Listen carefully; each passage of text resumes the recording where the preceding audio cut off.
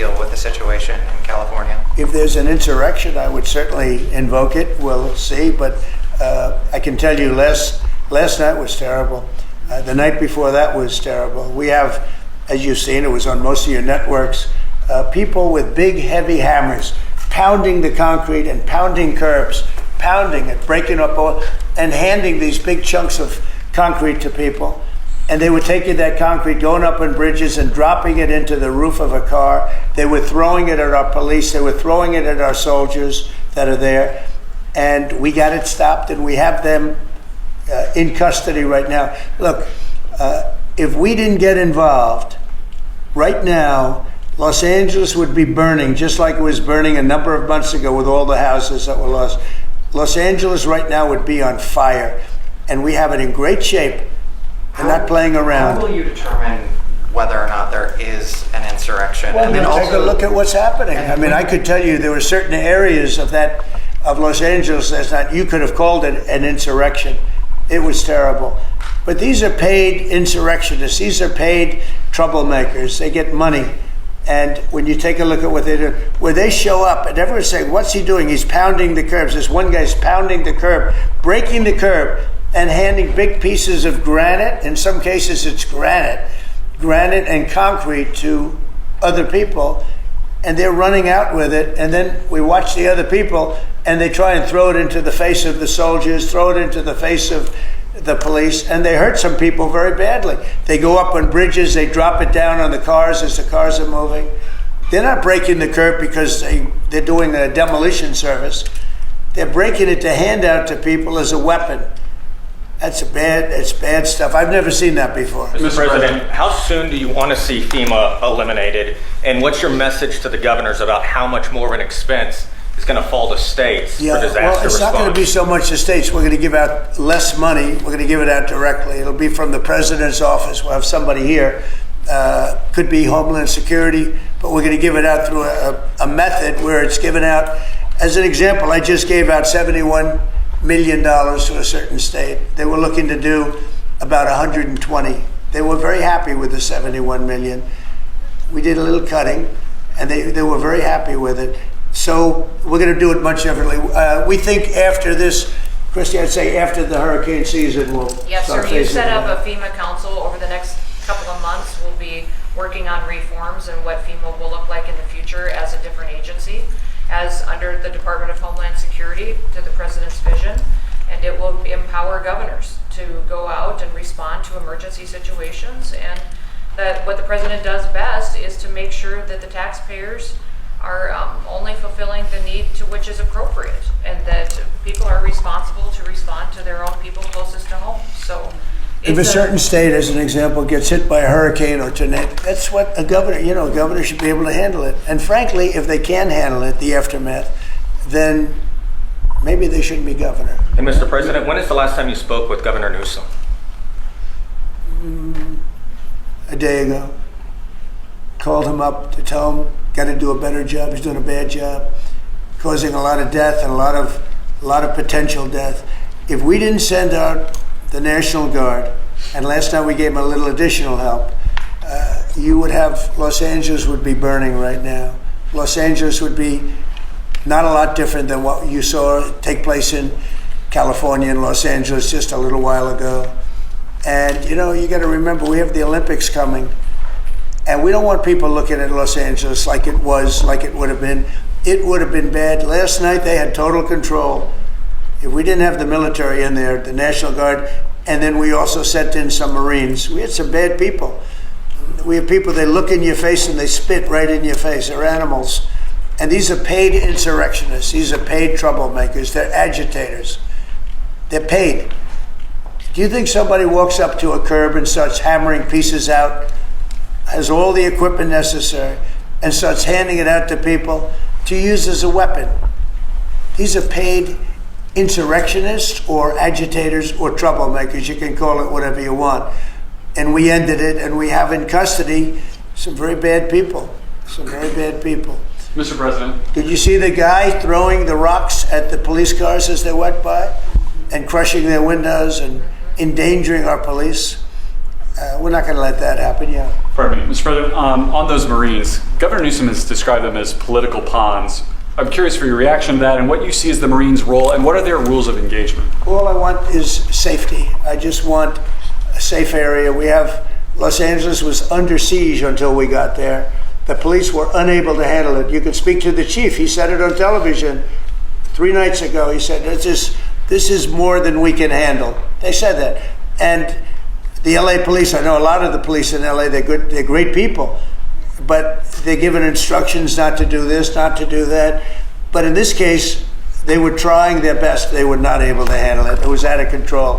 When we got there, and you have to remember, I've been here before, and I went right by every rule, and I waited for governors to say, send in the National Guard. They wouldn't do it. They wouldn't do it, and they just wouldn't do it. It kept going on and on, got worse and worse.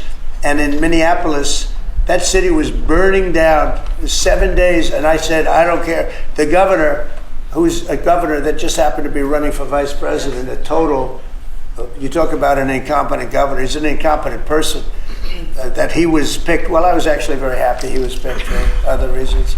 But this guy wouldn't call the National Guard. And we ultimately just sent in the National Guard. We stopped it. But that was after 7 days. And I said to myself, if that stuff happens again, we've got to make faster decisions because they don't want to do it. The radical left, it's usually radical left, and it's usually governors that are Democrat, and they don't want to call them in. They don't want to save lives. They don't want to save property. They don't want to call them in. I don't know what it is. We sent them in, not early, we sent them in late as far as I'm concerned. But big problems, as you know, 3 nights ago, big problems were ensuing. If we didn't send in the National Guard quickly, right now, Los Angeles would be burning to the ground. The Marines is, a lot of people think, an escalatory step, though. These are guys who fight wars. Are you at all concerned that things could get out of hand with Marines? When I see people throwing concrete into cars, when I see people, the kind of people that I saw on your network doing danger to the police and to the military and to the National Guard, no, it's okay. You know, you start running out of people when you have 2,000 people from a National Guard standpoint. We have a very big military, but the National Guard, they needed a little extra help, and we sent them a little, and we did a great job last night. We had, well, you had a lot of cars go up in smoke and flame, and you had a lot of bad scenes, but it was pretty minor by comparison. This morning it's very calm. We'll see what happens later. But they know if they go there, they're not going to get anywhere because we have the National Guard. Though we backed it up with a number of Marines, yeah. Mr. President, do you agree with Governor Abbott soon signing legislation to mandate the 10 Commandments in school classrooms? Having to do with what?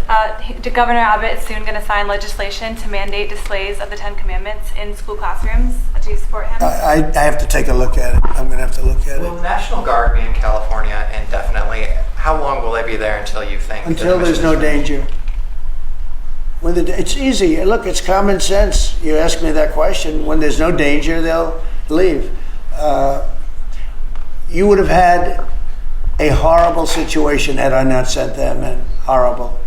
You'd be reporting on a lot of death and a lot of destruction that's not going to take place. I think if you look, every night it got less and less. They were met with very strong force, the bad people, the bad, sick people that do what they do. But these are paid people in many cases, not in all cases, but in many cases. And they really are, they're agitators. I was wondering if you had any response to Mexican President Sheinbaum, who condemned the violence there. Have you been in touch with her at all? Said what? I was wondering if you had any response to what Mexican President Claudine Sheinbaum said in response. What did she say? She condemned the violence in LA. Oh, I do too. Yeah. Have you been in touch with her at all? Well, you think I don't condemn it? I condemn the violence in LA, ladies and gentlemen, but I also stopped the violence in LA. And by doing what I did, I stopped the violence in LA. That would have been, I think, maybe I'd ask Christie to speak to that. That would have been an unbelievable tragedy. We would be talking, I don't know that would even be here right now. It would have been so bad. I'd probably maybe be out there. I don't know, but Christie, could you speak to that? Absolutely. So in 2020, I was a governor of a neighboring state to Tim Walz and watched him let his city burn. And the president and I have talked about this in the past, and he was not going to let that happen to another city and to another community where a bad governor made a bad decision. So Claudia Sheinbaum came out and encouraged more protests in LA, and I condemn her for that. She should not be encouraging violent protests that are going on. If people are allowed to peacefully protest, but the violence that we're seeing is not acceptable, and it's not going to happen in America.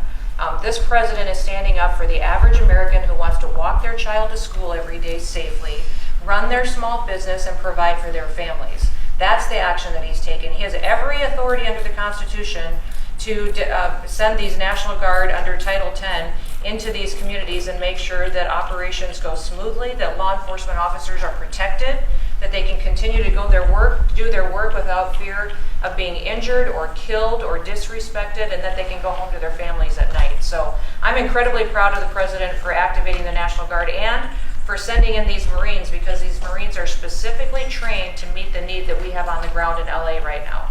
And Governor Newsom has done a disservice to the state of California for many years. The people there should never elect him into a leadership position ever again. The governor's a nice guy, but he's grossly incompetent. Terrible When it comes to his railroad that he's building, where it's like 30 times over budget, nobody's ever seen anything like it. Now it doesn't even go to San Francisco and LA. It's way short of it. After years of work and overruns like nobody's, those contractors are some of the wealthiest people in the world, I guarantee you that. Because that money goes to those contractors. They just did a number on the wallet of the people of California. That train, you should look at that train. That is the greatest. I've never seen cost overruns. I've seen cost overruns and great incompetence over my life. I've never seen anything like that. Mr. President, these protests obviously started in reaction to these large-scale ICE operations in Los Angeles. Should people expect to see similar operations in the rest of the country? Yeah. And will similar protests see similar response? As you know, we're moving murderers out of our country that were put here by Biden or the auto pen. The auto pen really did. I mean, the people, whether it's Lisa Monaco or whoever operated the auto pen, these are criminals. People are criminals that allowed these criminals into our country. And I don't think that Biden knew what the hell he was doing. I don't think he even knew about it. But when they opened up our borders for the whole world to come in, yeah, we're going to get them out. We're getting them out. We're starting to get acknowledgement from the courts that, you know, there's a system.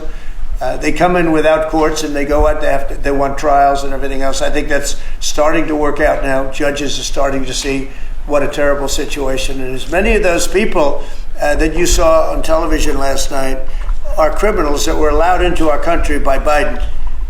And they want to stay, and we don't want them. And they come from jails, and they come from mental institutions, and they come from all over the world, not just South America. And we're not going to let them stay.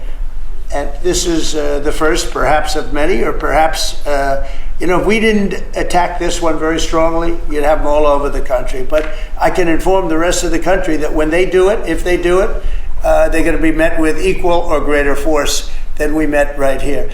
We did a great job. The people, you, Christy, and Tom Holman, and all of the people, Pete Hegseth, all of the people involved did an amazing job. We stopped a disaster. And it looks like a planned disaster, this didn't just happen. They had weapons, they had tools, they had everything you needed. I mean, they were throwing iced water in bottles, in glass bottles, at officers and at soldiers. These are, you could not use the word insurrection, but you could also use the word, these are very dangerous people, they're bad people. They were met with heavy force and they folded. And they may be there a little bit tonight, they may be there a little bit, but it seems to be getting less and less because they're going there and they're met with a very heavy force. And if they weren't, you would have that city right now would be on fire. It would be burning down. The rest of it, what's left over, because the other fire was started because they wouldn't allow water into LA. They wouldn't allow water into California because they had it all shifted out to the Pacific Ocean, and I turned it around. And I told them to do it in my first term, and they didn't do it. We had COVID, and they didn't do it. And I told them to do it. We did it in the second. Now we have billions of gallons of water flowing down. But Newsom should have done this. He's an incompetent man, an incompetent governor. Okay, any other question? Mr. President, do you have any message to adversaries as the Army kicks off 250-year birthday celebration? I just think it's amazing. We're going to have a fantastic June 14th parade, Flag Day. It's going to be an amazing day. We have tanks, we have planes, we have all sorts of things. And I think it's going to be great. We're going to celebrate our country for a change. You know, recently, as you know, with World War II, the victory of World War II, I called up France and they were celebrating the victory. Well, we helped them a lot, as you know. I don't have to get into that. But I called up other countries. They were all celebrating the victory. We're the only country that didn't celebrate the victory. And we're the one that won the war. Okay, if it wasn't for us, that war, you would be speaking German right now, okay? We won the war, and you might be speaking Japanese too. I mean, you might be speaking a combination of both. We won the war, and we're the only country that didn't celebrate it. And we're going to be celebrating big on Saturday. We're going to have a lot of, and if there's any protester who wants to come out, they will be met with very big force.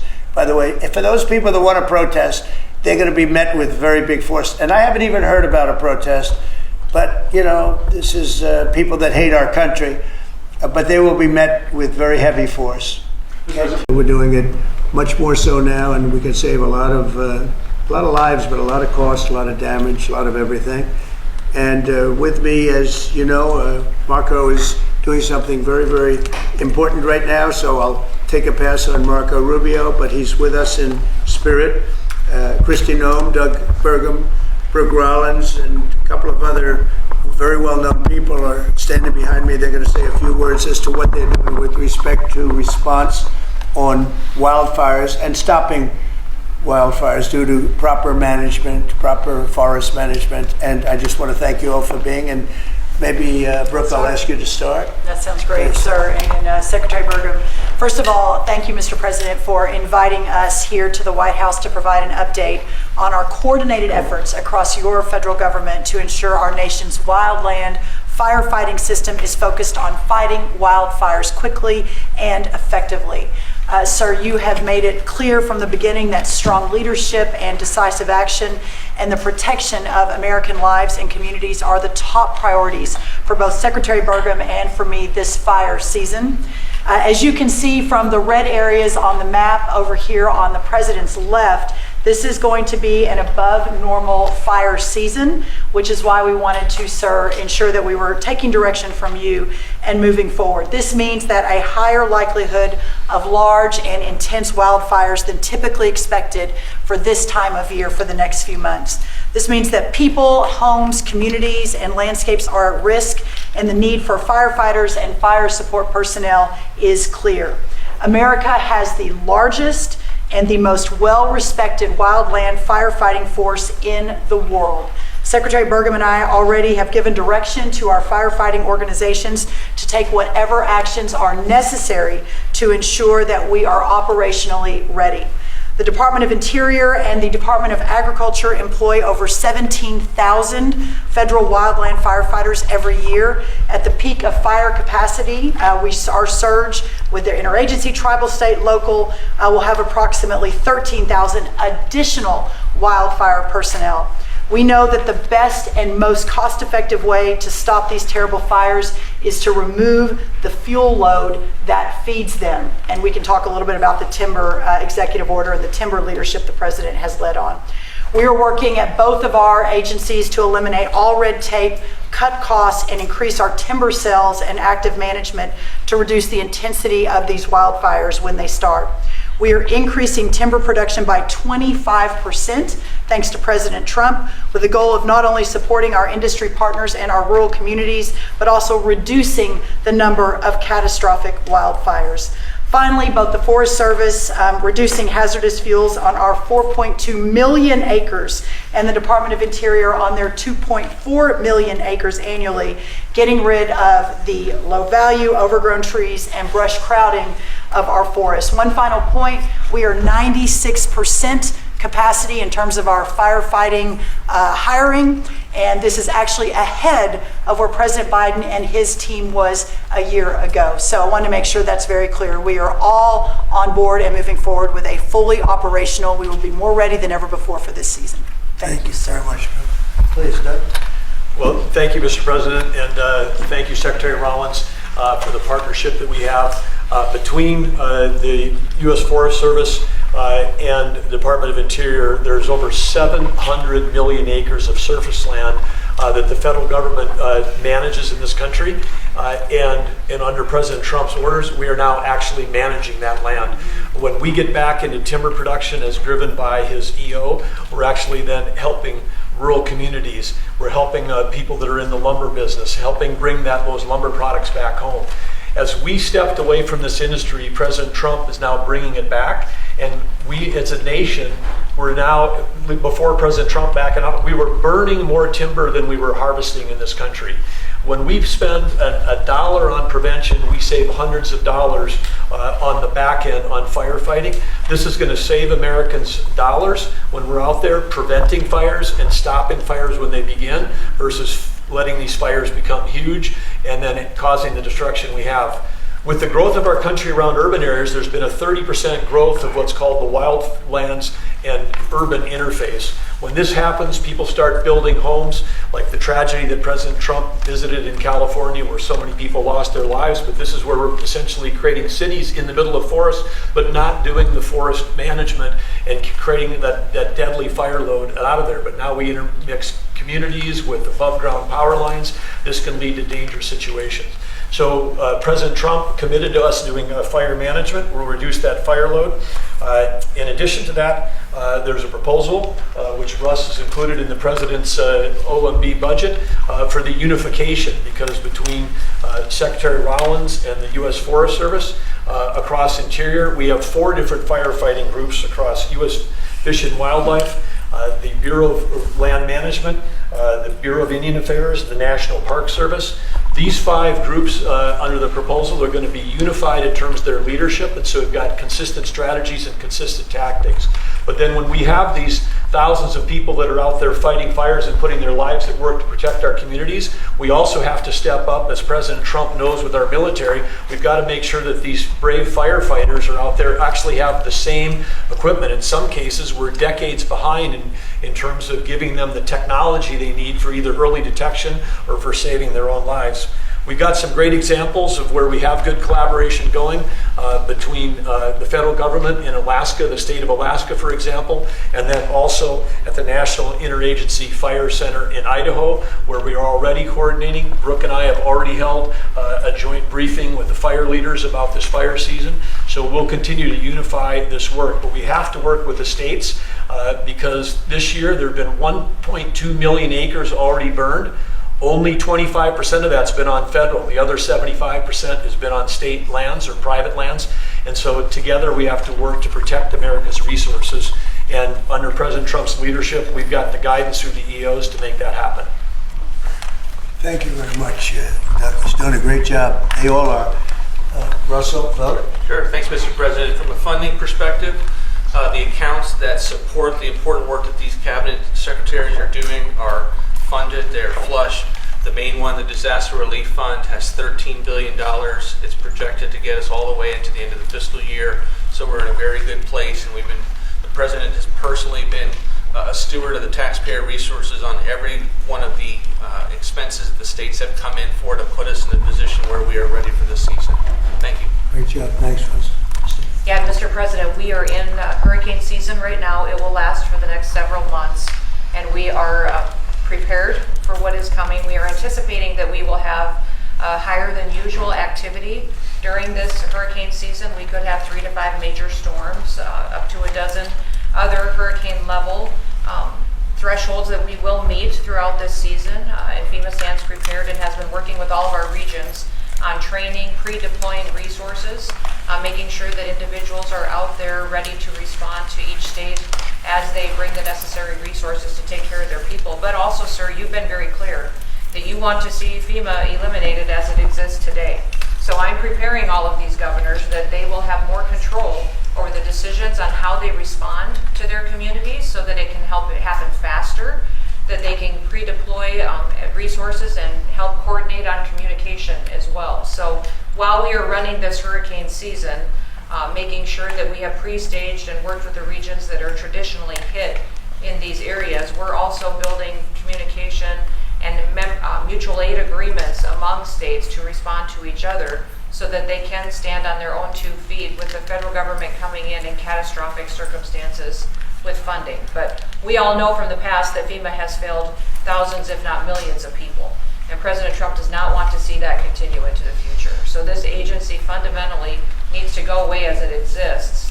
And we need to have a response to states that supports them when terrible things come and when the worst day of their lives happens, to where the financial resources are there, but they have decision-making power right there in the state to respond. So the next several months, we expect it to be high activity, and the federal government is here to support the people of the United States.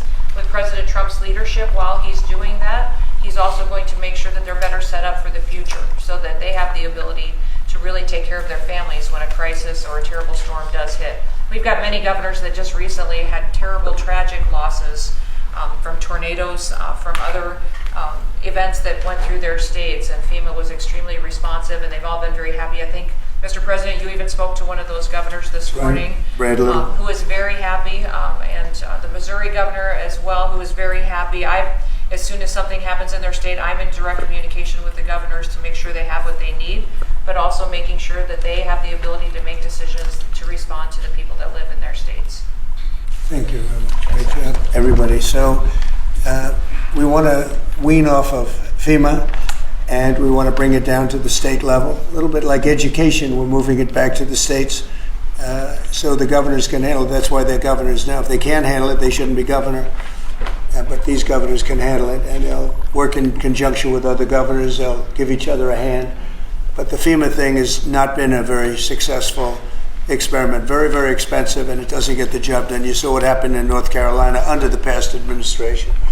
And when we got in, we did a great job for North Carolina, brought it back, but it was a disaster, FEMA. And it has not worked out well. It's extremely expensive. And again, when you have a tornado or a hurricane or you have a problem of any kind, in a state, that's what you have governors for. They're supposed to fix those problems. And it's much more local, and they'll develop a system, and I think it'll be a great system. And also when it comes to forest fires. So for years I've been meeting with heads of other countries, and they are forest countries. They call themselves forest, Austria and others. And they say, we're a forest nation, we live in a forest, and they don't have forest fires. And in one case he said, you know, our trees are much more flammable than California, but we don't have forest fires because we clean the floor, we sweep the floor of leaves, of dead debris, of trees that fall, because after 18 months a tree is like it's like tinder wood, and it goes up, it virtually explodes. Well, we don't take the trees out. California is a disaster, what they've done in California. They don't do anything.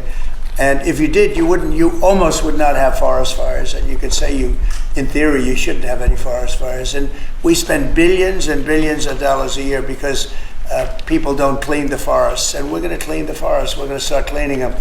We're going to get rid of dead wood. The environmentalists say, oh no, let it regenerate. It doesn't regenerate. It just sits there and it usually catches fire.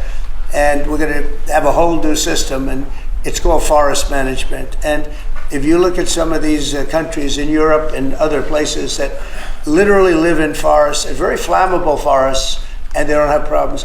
And they call me, they don't even know how it's possible that we can have the fires that we have. And the people behind me know that very well, and we're going to start working on that system. And we're going to save a lot of trees. We're also going to cut down trees and replant new trees. And that whole industry is going to be growing because we don't need the help of anybody. We have just about more, or as much, but more than almost anybody else in terms of lumber and wood.